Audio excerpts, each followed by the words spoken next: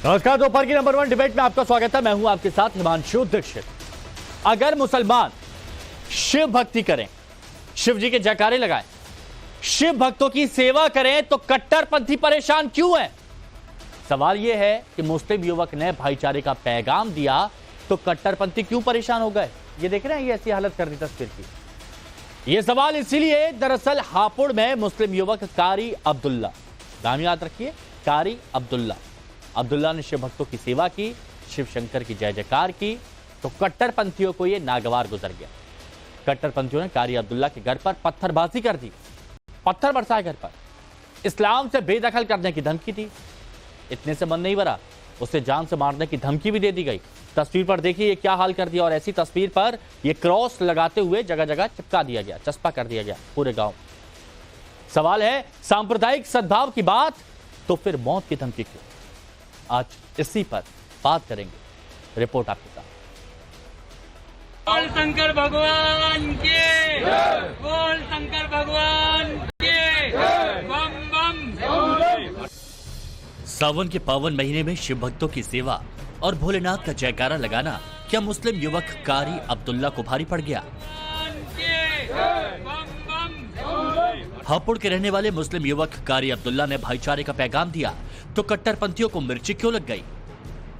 दरअसल हापुड़ के कारी अब्दुल्ला नाम के मुस्लिम युवक ने गंगा जमुनी तहजीब की मिसाल दी। कारी अब्दुल्ला ने सांप्रदायिक सद्भाव की मिसाल पेश की, लेकिन कारी अब्दुल्ला की ऐसी मिसाल कट्टरपंथियों को नागवार गुजरी। कट्टरपंथियों ने इस मुस्लिम युवक के खिलाफ मोर्चा खोल दिया। आरोप है कि कट्टरपंथियों ने पहले तो इसका ये वीडियो वायरल कर इस्लाम से खारिज होने की बात कही, फिर कारी अब्दुल्ला के गाँव के मुस्लिम समाज के लोग उस पर भड़क उठे।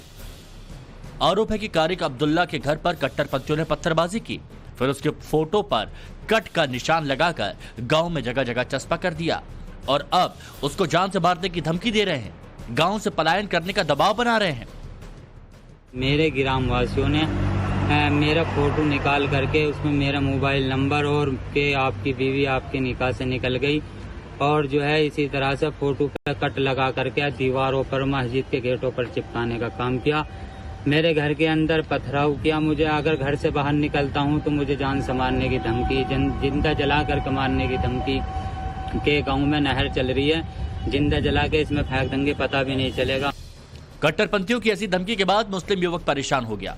पीड़ित युवक ने भयभीत होकर आरोपियों के खिलाफ शिकायत देकर मुकदमा दर्ज कराया। थाने में दी गई तहरीर में कहा कि गांव के ही मरगूब उर्फ अफरीदी, आलीशान, अज्जू, वसीम, शाकिर समेत 20 लोग उसे धमका रहे हैं। 10 तारीख में मैंने जो है प्रशासन से गुहार लगाई, और जनपद हापुड़ के प्रशासन का भी मेरे साथ बड़ा सहयोग है, और जो पूरा मतलब जो सही जांच पुलिस ने की है उसी के द्वारा जांच करके FIR मैंने कुछ लोगों का कराई है। जो रात दिन मुझे उनसे अपनी जान का, माल का, अपने परिवार का बहुत ज्यादा खतरा है। दरअसल 30 जुलाई को हिंदू समाज के लोगों के साथ मिलकर कारी अब्दुल्ला ने बुलंदशहर सियाना बॉर्डर पर कावड़ शिविर लगाया था, जिसमें कावड़ियों के लिए खानपान से लेकर जलपान तक की व्यवस्था थी। इसी दौरान कारी अब्दुल्ला ने शिव भक्तों के साथ मिलकर भगवान शिव का जय घोष किया।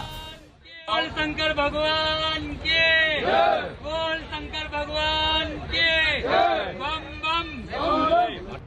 कारी अब्दुल्ला का शंकर भगवान के जय घोष का ये वीडियो इलाके में खूब वायरल हुआ। आरोप है कि इसी वायरल वीडियो को देख उसके गांव समेत आसपास के रहने वाले मुस्लिम समाज के लोगों ने घर पर पथराव किया और गांव छोड़ने की धमकी दी, जिसके कारण अब्दुल्ला और उसका परिवार डरा हुआ है। अब्दुल्ला की शिकायत के बाद पुलिस एक्शन मोड में है। धमकी देने वाले एक आरोपित को गिरफ्तार किया जा चुका है। पुलिस का कहना है कि किसी भी हाल में गांव का माहौल खराब नहीं होने दिया जाएगा और दूसरे आरोपियों को भी जल्दी गिरफ्तार किया जाएगा। लेकिन सवाल है, क्या मुस्लिम युवक शिव भक्तों की सेवा करे तो जान की धमकी दे दोगे? सवाल यह भी है कि कारी अब्दुल्ला ने भाईचारे का पैगाम दिया तो कट्टरपंथियों को मिर्ची क्यों लगी? सवाल यह भी है कि मौलिक अधिकारों की बात करने वाले तमाम मौलाना कट्टरपंथियों की इस हरकत पर चुप क्यों हैं? सबसे बड़ा सवाल तो ये कि गंगा जमुनी तहजीब का ज्ञान बांटने वाले इस घटना पर कहां छिप गए हैं? क्या मुस्लिम संगठन और मौलाना कारी अब्दुल्ला के साथ जो हो रहा है उसका पुरजोर विरोध करेंगे? Bureau report, times now Bharat.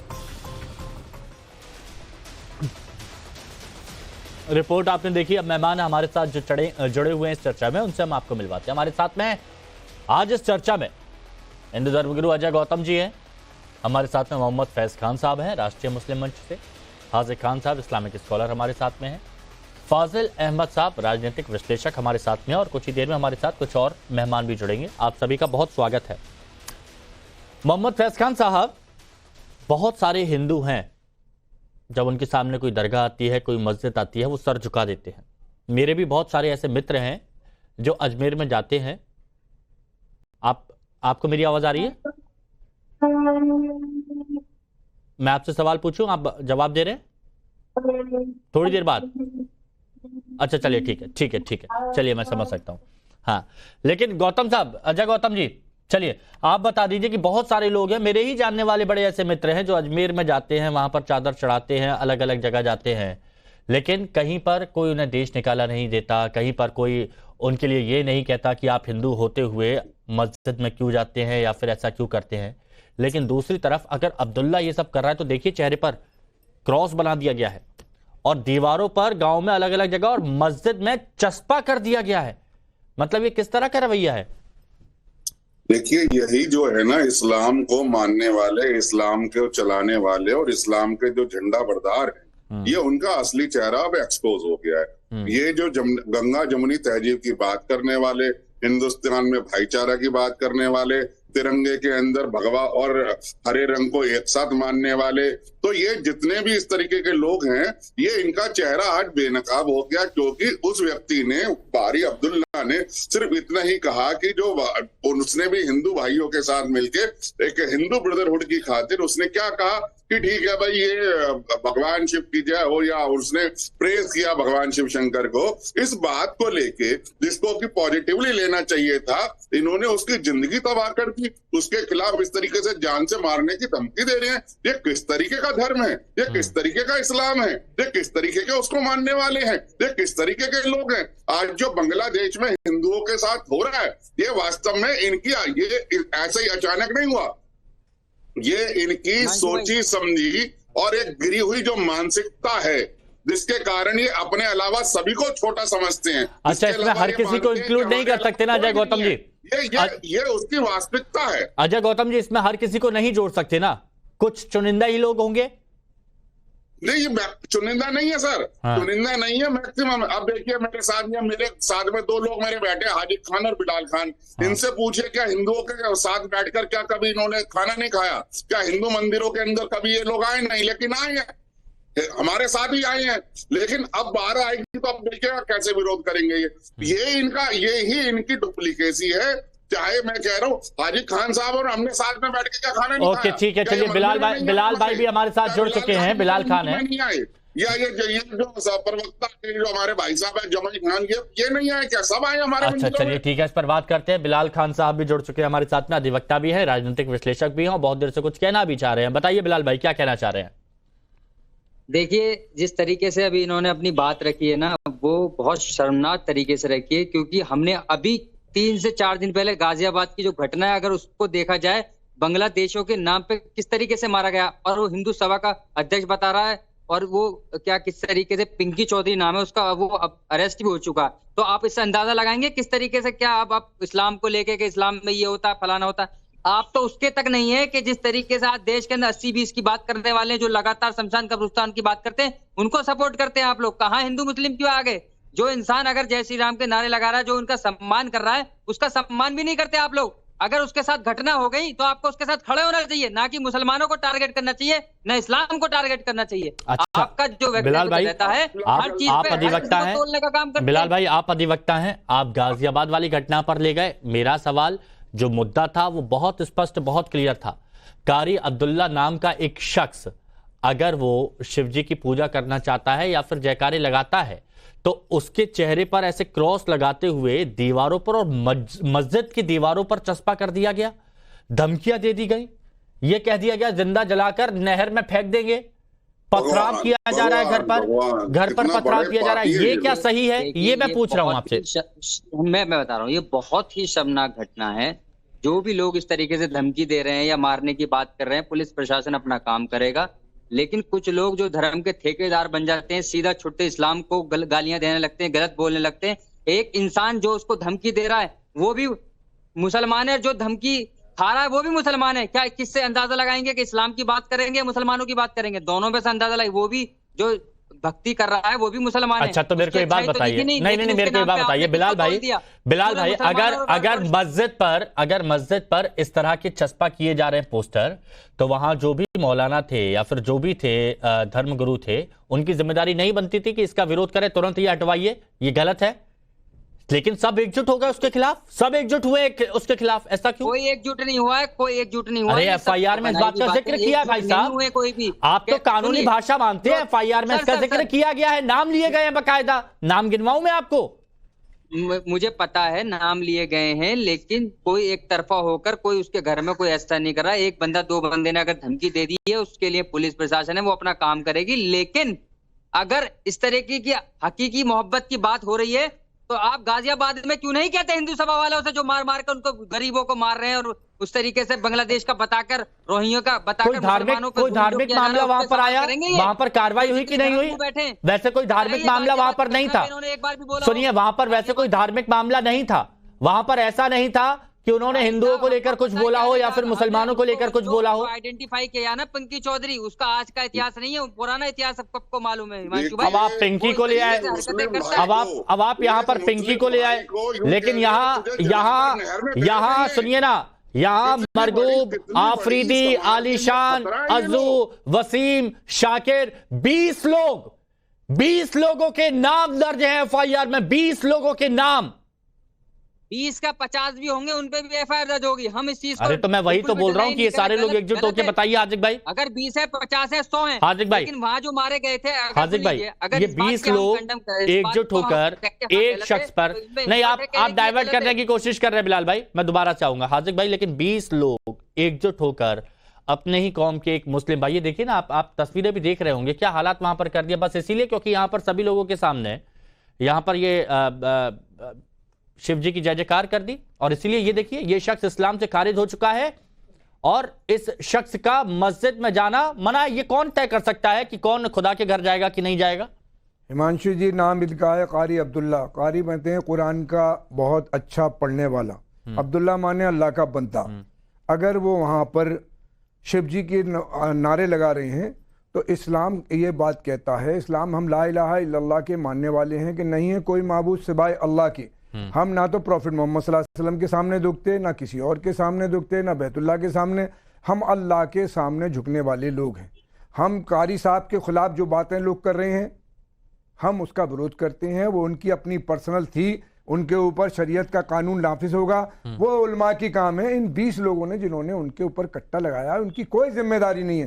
कारी साहब को इस्लाम में रहना है, अब्दुल्ला बन के रहना है या शिव भक्त बन के रहना है, ये उनकी अपनी पर्सनल राय होगी, उनको जिम्मेदारी होगी, उसमें किसी नहीं। अगर वो इस्लाम में रहते हुए इस तरह के कार्यों में जुड़ते हैं, तो क्या ये गलत है? हिमांशु जी, हमारे यहाँ हमने आपको बता रहे हैं ना, ख्वाजा गरीब नमाज के यहाँ झुकना हमारे यहाँ इजाजत नहीं है। हमारे यहाँ एक अल्लाह के सामने झुकने की है। अब वो कारी साहब जिंदाबाद का उनका नारा लग रहे हैं, भगवान के नारे लगा रहे हैं, तो इस्लाम के खिलाफ कर रहे हैं। इस्लाम कारी है, जैसा कि उनके नाम के सामने लग रहा है कि कारी माने। तो ये फतवा आप लोग जारी कर सकते हैं कि इसको इस्लाम से खारिज कर दिया जाता है? कोई फतवा, उलमाए कराम की जिम्मेदारी है, हमें किसी को अधिकार नहीं है। सरकार की जिम्मेदारी है कि ऐसे लोग जो उनके खिलाफ कार्रवाई कर रहे हैं, उनके खिलाफ कार्रवाई में सरकार की जिम्मेदारी। तो आप गलत भी बोल रहे हैं, आप गलत भी बोल रहे हैं। इस्लाम के एतबार से गलत है। हाँ। इस्लाम के एतबार से इस्लाम ला इलाहा इल्लल्लाह के मानने वाला है। हाँ। कारी साहब अगर ला इलाहा इल्लल्लाह से शिव जी की तरफ जाना चाहते हैं, उसमें पर्सनल मामला है, उसमें किसी दूसरे की दखल अंदाज रही। ये हमारे जो आपने पहले अजय जी को बुलवाया,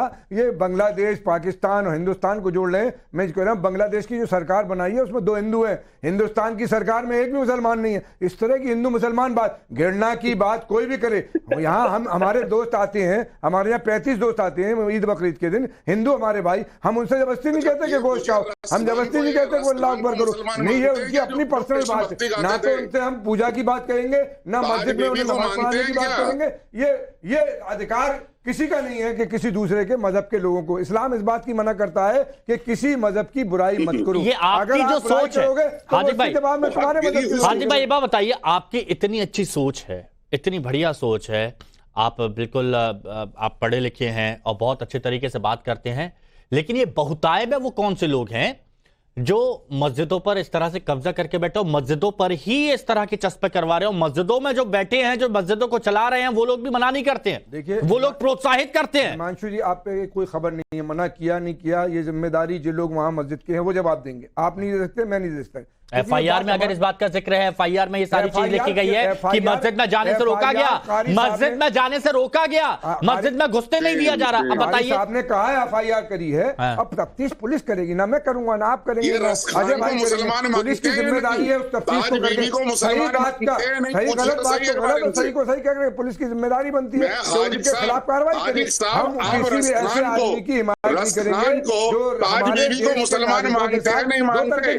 अमीर खुसरो को मुसलमान अजय गौतम की जिम्मेदारी अच्छा सुनिए ना, कुछ कह रहे, एक मिनट, हाँ क्या एक जिम्मेदारी होगी, मैं पूजा करूंगा। अच्छा ठीक। हाजी खान साहब सुनिए तो सही, हाजी खान साहब, क्या आप अमीर खुसरो को, रस खान को, ताज बीबी को मुसलमान मानते हैं, नहीं मानते, जिन्होंने कृष्ण भक्ति में इतनी सारी गीत गाए? बताइए। अल्लामा इकबाल ने कहा कि अरे अल्लामा इकबाल की बात मत करिए भाई, सीधी सवाल उनसे बड़ा ना रही में ना रस्ताने ना कोई है, उनसे बड़ा शायर दुनिया में नहीं है। उन्होंने राम की तारीफ करी है, सुन तो लीजिए ना। हमें क्यों फरवा देंगे किसी को? लेकिन अमीर खुसरो जिन्होंने कृष्ण भक्ति गाई है, भगवान कृष्ण की पूजा करी है, उनको मुसलमान मानते हो या उन्हें भी? अमीर खुसरो शायरी की इजाद है, अमीर खुसरो हिंदुस्तान की हिंदी उर्दू शायरी के उस्ताद हैं, क्यों नहीं मुसलमान मानेंगे हम? क्यों नहीं मानेंगे?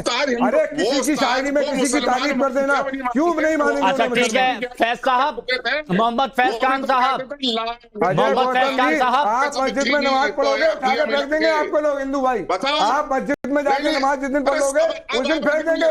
सुनिए ये गलत है, नहीं ये गलत बयानबाजी आप मत, ये गलत बयानबाजी आप मत करिए। आप अपने मजहब पे रहेंगे, हम अपने मजहब पे ये गलत बयानबाजी आप मत करिए। मैं फिर बोल रहा हूँ, मैं बहुत फिर उस दिन मंदिर में नहीं रहेंगे आप। मैं बहुत अरे नहीं हार्दिक भाई, गलत बयानबाजी मत करिए, गलत बयानबाजी मत करिए, क्योंकि मैं बहुत जिम्मेदारी के साथ ये बात कह रहा हूँ। मैंने देखा है, मेरे बहुत सारे मित्र हैं, मैं आज भी कह रहा हूँ, मेरे बहुत सारे मित्र हैं, वो हिंदू हैं, वो मस्जिदों में जाते हैं, जाना किसी को, हमारे यहाँ अजमेर में भी जाते हैं, और बहुत जैसे, और जितना स्वागत सत्कार, और एक बात और मैं बता दूं, उसको देखा मैंने शायद नमाज पढ़ते हुए। एक बात और बता, जितना स्वागत सत्कार आप लोगों का नहीं किया जाता, उतना उन लोगों का किया जाता है वहां पर, ये भी हमने देखा है। अच्छा अब जरा फैज खान साहब, चंदा ही हम देते हैं, चंदा ही वहां पर मजारों में, अगर हिंदू चंदा ना दे ना, इनके मदरसों में पुताई ना हो। मदरसे में 1 रुपया नहीं लगता चंदे का, गलत बयानी मत करो। देश के सामने गलत बयानी मत करो। आप अपनी बात रख पाएंगे? एक मिनट ठीक है, दो मेहमान और हैं, ओके 2 मेहमान और हैं। अच्छा अरे हार्दिक भाई रुक जाइए, 2 मेहमान और हैं। गौतम साहब रुकिए 1 मिनट। मोहम्मद फैज खान साहब, क्या आप अपनी बात अब रख पाएंगे? गलत बयानी कर रहे हो, झूठ बोल रहे हो। मोहम्मद फैज खान साहब, क्या आप अपनी बात अब रख पाएंगे? आप बोल पाएंगे? सुन पा रहे हैं आप? नहीं जा रही आवाज। चलिए दोबारा से, मोहम्मद फैज खान साहब अगर आप मेरे को सुन पा रहे हैं तो अपनी बात रख लीजिए। चलिए दोबारा मैं जुड़ता हूं, लेकिन हमारे साथ में फाजिल अहमद साहब भी हैं। फाजिल अहमद साहब बताइए, ये क्या हो रहा है? अगर आपने कहा हर किसी को अधिकार है, पहले भी कई बार आपसे मेरी चर्चा हुई है, हर किसी को अधिकार है, आप किसी की सोच पर, किसी की इच्छाओं पर, ख्वाहिश पर आप पाबंदी नहीं लगा सकते, किसी पर आप जबरदस्ती नहीं कर सकते। जब ये मामला आया था कि अपनी नाम प्लेट लगाने का या फिर अपनी नाम पहचान बताने का, आपने कहा था आप किसी के साथ जबरदस्ती नहीं कर सकते। तो फिर यहां पर कुछ कट्टरपंथी क्यों यहां पर जबरदस्ती कर रहे हैं अब्दुल्ला के साथ? हिमांशु जी देखिए, पूरी जानकारी चूंकि आप लोग टीवी पर दिखाते हैं, और ये मामला आपसी रंजिश चल रही काफी दिन से इन लोग की, और कोई अगर अकेला पड़ता है, इसको दोनों पक्षों ने धार्मिक रंग दे दिया। और ये पूरी तरह से कोई मजहबी बात नहीं है, ये आपसी रंजिश की वजह से ये लोगों ने इस तरह की बात की है। और हम कोई नहीं, हम जितने लोग भी हैं, कोई मुसलमान किसी मुसलमान को मजहब इस्लाम से बाहर नहीं कर सकते।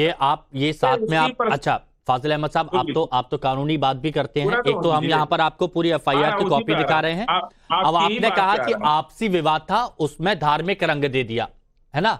आपसी विवाद था, धार्मिक रंग दे दिया, तो आपसी रंजिश में क्या धर्म को जोड़ देते हैं आप लोग? क्योंकि एक बात बताइए ना, हाँ, शिव भक्त बना करके उनको सपोर्ट कर रहे हैं और ये दिखाने की कोशिश कर रहे हैं, इस तरह का प्रोपेगेंडा प्लांटेड स्टोरी चला रहे ना। ये बीजेपी आईटी सेल और बीजेपी के लोग यही काम करते हैं। ये बीजेपी आईटी सेल के लोग हो गए, और बीजेपी, और सुनिए ना, और बीजेपी आईटी सेल के ही लोगों ने, अच्छा फाजिल भाई, तो बीजेपी आईटी सेल के ही लोगों ने बीजेपी पूरी आईटी दुनिया सेल में के ही बांग्लादेश लोगों की ने कहानी कुछ और ये चल रही है, अब्दुल्ला की इंडियन फोटो मीडिया कुछ पर और चल रही है। क्रॉस लगा के जगह जगह चस्पा करवा दिया। ये बीजेपी के आईटी सेल के लोगों ने किया है। अरे वो लोग तो गोश्त फेंक देते हैं मंदिर में। ये लोग तो यहाँ सारे आरएसएस बहुत वाले गलत पकड़े बात, गए, कितने बहुत की गलत बात कर रहे हैं, बहुत गलत बात कर रहे हैं, अरे मैं तो बहुत कह गलत रहा बात हूँ। कर रहे हैं आप। बीजेपी और इस के पर लोग जो है, इस पर कितना आप पर बड़ी पकड़े गए कार्रवाई भी हो लोग हैं सकती है कि लोग। आप जो कितना बीजेपी मुकदमा पर ही है हम आरोप लगा रहे हैं ना कि मंदिरों में ये उल्टी सीधी चीजें कर देते हैं। हमें पकड़े नहीं गए। ये बहुत गलत बात, बहुत गलत बात, ये खुद अपराधी हैं। बहुत गलत बात। ये देखिए ये जो मैं बता रहा हूँ, यहाँ पर अगर मैं आपको बुलाता हूँ, सुनिए, फिर बोल रहा हूँ, फाजिल अहमद सुन लीजिए, फाजिल अहमद सुन लीजिए, अगर मैं आपको इस चर्चा में यहाँ पर बुलाता हूँ, अजय गौतम जी का ऑडियो डाउन, अजय जी का एक मिनट ऑडियो डाउन। मैं एक बार फिर कह रहा हूँ, फाजिल साहब सुनिएगा, अगर मैं आपको इस चर्चा में, इस डिबेट में यहां पर बुलाता हूं तो मैं ये सोचकर बुलाता हूं कि आप जिम्मेदारी के साथ अपने शब्दों को चुनकर अपनी जनता तक पहुंचाएंगे, लेकिन अगर इस तरह की आप बकवास करेंगे तो गलत। सुनिए, आप मेरा सुन लीजिए, उसके बाद आपका भी हम सुन लेंगे। आप सच्चाई से इतना बिलबिला जाते हैं। आप स्टूडियो में रहते हैं ना, हम लोग फील्ड में रहते हैं, हम लोग जमीन पे रहते हैं, आप स्टूडियो में रहते हैं। आपको जो रिपोर्टर बताता है वो जानते हैं, हमको जो आम जनता बताती है हम वो जानते हैं। अच्छा, हमारे और आप में फर्क तो है। आम जनता में कौन होता है? हम लोग जो है आपकी आम जनता में कौन होता है सर? नहीं फाजिल भाई, आपकी आम जनता में कौन होता है? आम आदमी से जुड़े हुए हैं। आपकी आम जनता में कौन होता है? आप सुनिए ना, अरे आपकी आम जनता में कौन होता है? या तो आपने बीजेपी आईटी सेल की सदस्यता ग्रहण कर ली है कि बीजेपी आईटी सेल वालों के साथ में आप बैठते हैं और देखते रहते हैं वो क्या कर रहे हैं क्या नहीं कर रहे हैं। हाँ बिल्कुल, हम लोग तो रोज देखते हैं, रोज उनसे बात होती है, रोज तो आपने भी सदस्यता ग्रहण कर लिया क्या बीजेपी की? एफआईआर लिखवाए हम लोग। आपने सदस्यता ग्रहण की है क्या बीजेपी की? अभी पिंकी चौधरी ने फिर आप पिंकी ले आए। यहाँ अब्दुल्ला की बात हो रही है, वहां पर आप पिंकी ले आते हैं। ये बीजेपी आईटी सेल वालों ने किया, ये तस्वीर चलाते रहिएगा। कौन है ये जो चेतावनी जारी करवाई है, आप बताएं ना, पिंकी चेहरे पर ये क्रॉस लगा दिया गया। देखिए क्या लिखा है इसमें लिखा है कि ये शख्स इस्लाम से खारिज हो चुका है। ये भी बीजेपी आईटी सेल वालों ने कर दिया। एफआईआर में 20-25 लोगों का नाम भी उन्होंने कर दिया। आप बताइए, अगर फैज खान साहब आपको मेरी आवाज आ रही है? फिर आ रही है मोहम्मद फैज खान साहब, अब आप बोल सकते हैं? अगर बोल सकते हैं तो बताइए, इस मामले पर आपने सबको सुना? हिमांशु भैया, मैंने सबको सुना और फिर से कहता हूं कि मुसलमानों के बीच एक बहुत बड़ा रिफॉर्मेशन आंदोलन चलाने की जरूरत है। इन कट्टरपंथियों ने मुसलमानों का दिमाग इतना कुंद और छोटा कर दिया है कि रामपुर में रहने वाला व्यक्ति दिन में 25 बार रामपुर रामपुर रामपुर कहता है तो ये उसके खिलाफ भी फतवा दे देंगे। कोई जयराम रमेश किसी नेता का नाम लेता है तो जय राम जय राम जय राम कह दिया, उसके खिलाफ भी फतवा दे देंगे। कोई शिवनगर में रहता है तो शिव शिव कर दिया तो उसके खिलाफ भी फतवा दे देंगे। ये इतने कट्टरपंथी हो चुके हैं। मैं कहना चाहता हूं कि भारत माता की जय कह दिया तो कहते हैं ये ईमान खारिज हो गया। किसी का नाम ले दिया, हमारे हिंदू भाइयों की आस्था है शिव जी पर, यदि शंकर भगवान की जय कह दिया तो ईमान खारिज हो गया। यहां तक कि ये इतने मूर्ख हैं, मैं क्षमा चाहूंगा, ये जो बैठा है उसकी तरह मैं गंदे शब्दों का इस्तेमाल नहीं करना चाहता हूं। पैगंबर हजरत मोहम्मद सल्लल्लाहु अलैहि वसल्लम के पिताजी का नाम अब्दुल्ला और हिंदी में उसे कहते हैं ईश्वर दास। यदि मैं अपनी भाषा में ईश्वर दास कह दूं, भगवान दास कह दूं, तो भी ये मुझे खारिज कर देंगे ईमान से। इतना कट्टरपंथी इनके अंदर फैल गया है। कारी साहब ने जो कहा सर्वधर्म सद्भावना के लिए कहा, इस देश की एकता अखंडता के लिए कहा, और कट्टरपंथी उनके पीछे पड़ गए। और ये बेशरम व्यक्ति यहाँ पर बैठकर कह रहा है ये बीजेपी के आईटी सेल का काम है। अरे 20 लोगों के खिलाफ एफआईआर दर्ज हुई है, उनमें क्या क्या नाम है देखिए। उनसे जान से मारने की धमकी दी जा रही है। पुलिस से निवेदन है कि कारी अब्दुल्ला साहब को सुरक्षा दी जाए और ऐसे कट्टरपंथियों की जाए। और कारी अब्दुल्ला साहब जैसे लोग जो सर्वधर्म सद्भावना के लिए काम करते हैं, मैं तो कहता हूँ वक्फ बोर्ड और मदरसा बोर्ड जैसी जो संस्थाएं हैं, ऐसे लोगों को लाया जाए ताकि मदरसों के बच्चे में थोड़ा लचीलापन आए। एक मिनट फैज खान साहब सुनिए, फैज खान साहब ये कुछ कह रहे हैं, जरा सुन लीजिए। हाँ बताइए फाजिल, बताइए, बोलिए। यही वो लोग हैं जो उत्तराखंड मुसलमानों छोड़ दो बोर्ड लगा रहे थे। यही लोग हैं ये जो बैठे हैं। तुम जैसे लोग जो है ना रोहिंग्या का समर्थन करते हो, और जो तुम जैसे लोग फिलिस्तीन में जाकर उनका समर्थन करते हो और भारत के हिंदुओं को गाली बकते हो, भारत के देवी देवताओं को गाली बकते हो, कश्मीर के हिंदुओं के बारे में एक शब्द नहीं कहते, तो तुम जैसे लोगों को पाकिस्तान चले जाना चाहिए, इसलिए मैं कहता हूँ तुम जैसे लोगों को चले जाना चाहिए। फाजिल अहमद, इस्लाम के अंदर मुसलमानों के अंदर जो बुराइयां है उस पर काम करो। हिंदू धर्म पे सलामत तो समझ गए। अच्छा मेरे को फैज भाई, फैज भाई ये बात बताइए, मुसलमानों में जो कमी आ रही है उस पर आप ध्यान दीजिए। नहीं ये नहीं बात करने देंगे। फैज भाई मेरे को एक बात बताइए, फैज भाई मेरे को एक बात बताइए, आप भी मुस्लिम हैं, आप भी मुसलमान हैं, फाजिल अहमद मुसलमान हैं, हाजिक भाई मुसलमान हैं, आप लोग बात रखते हैं, इतना अंतर क्यों? आपकी बात अगर बिल्कुल अलग है, इनकी बात बिल्कुल अलग है, ये किस बात का अंतर है? मैं ये समझना चाहता हूं, ये थोड़ा सा, बहुत सारे लोग भी ये समझना चाहते हैं, आपकी सोच बिल्कुल अलग है, लेकिन ये लोग आपकी सोच को बिल्कुल गलत बताते हैं। ये बोलते हैं कि आप मिले हुए हैं, आप इस्लाम को गलत दिशा दिखाने की कोशिश कर रहे हैं, ऐसा क्यों है? अल्लाह के दुश्मनों के इंटरप्रिटेशन का अब ये देखिए, अल्लाह के दुश्मनों के साथ आपको बता दिया, आपका नाम भी मोहम्मद फैज खान है, आपको अल्लाह के दुश्मनों के साथ बता दिया, क्यों? जहन्नम की आग ऐसे ही लोगों को डालकर दहकाई जाएगी जो लोग मुसलमानों को गुमराह करते हैं। देखिए होता क्या है, इंटरप्रिटेशन की बात है। यदि कुरान शरीफ अब सुन तो लीजिए फाजिल भाई, मैंने आपकी बात सुनी, फाजिल भाई आपकी बात सुनी, अब थोड़ा सा इनको बोलने दीजिए, फिर मैं आपके पास आऊंगा, बोलिएगा। हाँ, ये इंटरप्रिटेशन के कारण होता है हिमांशु भाई। कुरान शरीफ कहता है एहदिना सिरातल मुस्तकीम, सीधे रास्ते पर चलो। तो हमारा मानना है कि सीधा रास्ता ये है कि भाई पड़ोसी हिंदू हो, मुसलमान हो, सिख हो, ईसाई हो, उसकी धार्मिक भावना का सम्मान करो, उसे खाना पूछ लो, वो किस स्थिति में पूछ लो। तो हम ये इंटरप्रिटेशन करते हैं सीधा रास्ता, अच्छा रास्ता। लेकिन ये इंटरप्रिटेशन करते हैं दुनिया के तमाम लोगों को खत्म कर दो, सिर्फ मुसलमान रहेगा, इस्लाम रहेगा। इनकी नजर में ये सीधा रास्ता है, यानी कि इस्लाम को तलवार से फैलाने की वकालत करते हैं। तो ये गलत इंटरप्रिटेशन करते हैं, और मैं कहता हूं इसलिए मदरसों में और देखिए, इस्लाम धर्म हो या फिर कोई हिंदू धर्म हो या कोई और धर्म हो, आप किसी पर जबरदस्ती नहीं कर सकते, आप किसी की विचारधारा को, किसी की सोच को आप दबा नहीं सकते हैं, और आजादी हर धर्म में दी गई है। अब हालांकि हर कोई उसे अपने हिसाब से तोड़ मरोड़ कर पेश करता है, जैसे यहां पर भी कुछ किया जा रहा है। वक्त की कमी है, एक बड़ी खबर आ रही है, इसलिए आप सभी लोगों से यहां पर इजाजत लेनी होगी।